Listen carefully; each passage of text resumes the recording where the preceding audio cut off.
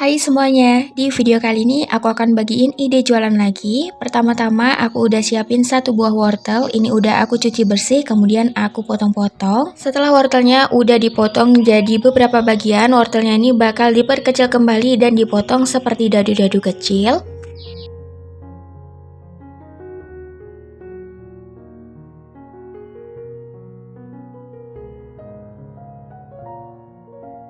Setelah selesai di sini aku udah siapin secukupnya daun seledri, ini bakal aku iris-iris. Nah, di sini juga boleh ditambahkan dengan secukupnya daun bawang karena di sini aku nggak punya jadi aku skip aja. Langkah selanjutnya siapkan wadah kemudian masukkan 7 sendok makan tepung terigu. Di sini aku pakai terigu yang curah aja, yang murah-murah aja.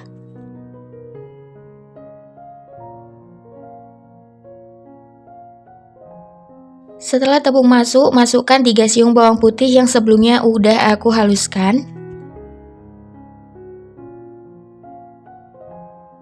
Kemudian masukkan 1 butir telur ayam.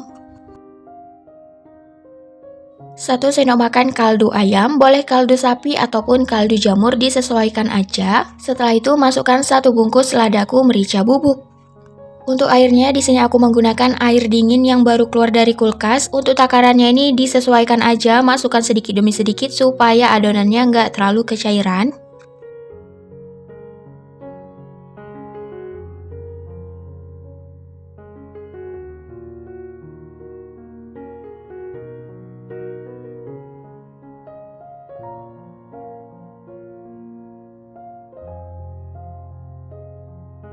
Nah, kira-kira kekentalannya itu seperti ini, nggak terlalu kental dan juga nggak terlalu cair. Kemudian masukkan 300 gram jagung manis, ini setara dengan 2 buah jagung yang besar atau 3 buah jagung yang kecil. Wortel dan dedaunan-nya juga dimasukkan, kemudian kalau udah semuanya dimasukkan, ini diaduk hingga semuanya tercampur merata. Karena rasanya sedikit keasinan, jadi aku tambahkan dengan 3 sendok makan tepung terigu dan aku tambahkan dengan secukupnya air putih lagi. Nah, ingat-ingat ya teman-teman, untuk takaran 1 sendok makan kaldu ayam atau kaldu yang lainnya itu setara dengan 10 sendok makan tepung terigu.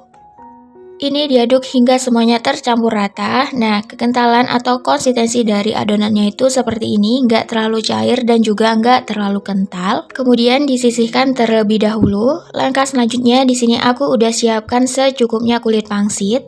Nah, kemudian kulit pangsitnya ini kita ambil lalu kita belah menjadi 2 bagian sama rata.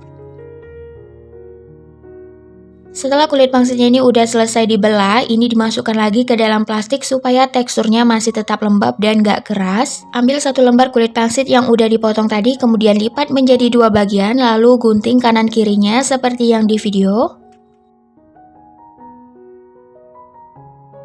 Kemudian tengah-tengah atau bagian yang besarnya ini kita kasih secukupnya air putih. Kegunaan air putih di sini untuk jadi perekat atau jadi lem. Nah, bagian kanan kiri yang kecilnya langsung aja dilipat ke bagian tengahnya. Untuk sisa bagian yang tengah menjulur ke atas itu langsung aja dilipat ke bawah atau dilipat ke dalam. Begitu juga untuk bagian yang satunya lagi dilakukan sama seperti yang bagian pertama. Nah, kira-kira hasilnya itu seperti ini. Bisa dilihat dari video. Kita coba sekali lagi ya, ambil 1 lembar kulit lumpia yang udah selesai dipotong tadi, kemudian dipotong kembali di tengah-tengah, seperti ini dibagi menjadi 3 bagian tapi nggak sama. Kemudian di bagian tengah-tengahnya ini dikasih lem ataupun air, lalu bagian kanan kirinya dilipat ke bagian yang tengahnya, sedangkan bagian tengah yang menjulur ke atas ataupun yang sisa-sisanya itu langsung aja dilipat ke dalam. Lakukan hingga semuanya selesai. Nah, ini penampakan sebagian yang udah selesai aku bentuk ataupun aku lipat-lipat. Ini aku dapatkan seluruhnya sebanyak 100 buah. Setelah itu, adonan yang udah kita bikin di pertama tadi langsung aja dimasukkan ke dalam pangsitnya. Ini sebanyak setengah sendok makan. Ngisinya ini nggak usah terlalu penuh, nanti takutnya lebar ataupun keluar-keluar gitu. Nah, ini penampakan yang sebagiannya udah selesai, sebagiannya lagi nanti aku kerjakannya. Ini bisa langsung digoreng aja.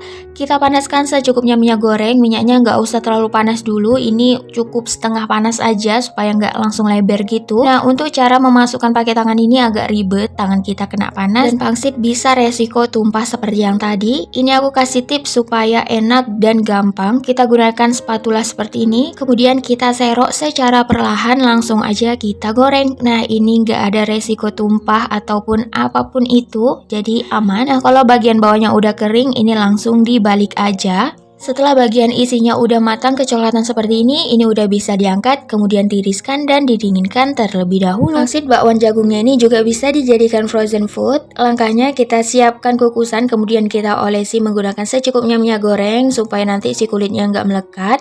Nah, kita langsung susun aja. Kalau misalnya semuanya udah tersusun, tutup, kemudian kukus kurang lebih selama 10-15 menit atau sampai matang. Setelah matang, ini bisa langsung diangkat, kemudian didinginkan terlebih dahulu. Nah, ini penampakan yang mau aku jadikan frozen food, dan ini penampakan yang udah selesai digoreng atau udah selesai disantap. Untuk yang udah digoreng, ini hasilnya cantik banget, kulitnya crispy, dalamnya matang merata. Untuk yang mau dijadikan frozen food, ini juga udah matang. Ini bisa disimpan di dalam tin wall yang kedap udara. Kita simpan di dalam freezer, ini bisa tahan selama 1 bulan apabila ini beku sempurna. Untuk yang udah selesai digoreng, di sini aku bakal pack ke dalam mika plastik. Untuk mika plastik yang aku gunakan ukurannya 4x C. Ini packagingnya disesuaikan aja, disesuaikan dengan harga jual atau disesuaikan dengan selera masing-masing aja. Setelah disusun, ini bisa langsung dikasih saus sambal ataupun cabai rawit, atau dua-duanya juga nggak apa-apa. Intinya ini disesuaikan dengan selera customernya mau saus ataupun cabai rawit ya. Tekstur dari pangsit bakwan jagungnya ini super lembut tapi keluarnya crispy. Rasanya gurih, manis. Manisnya itu dari jagung dan wortelnya. Apalagi si jagungnya ini masih muda jadi manisnya mantul deh. Sampai di sini dulu video kali ini ya. Semoga video kali ini bermanfaat dan mudah dipahami. Sampai ketemu lagi di video-video selanjutnya.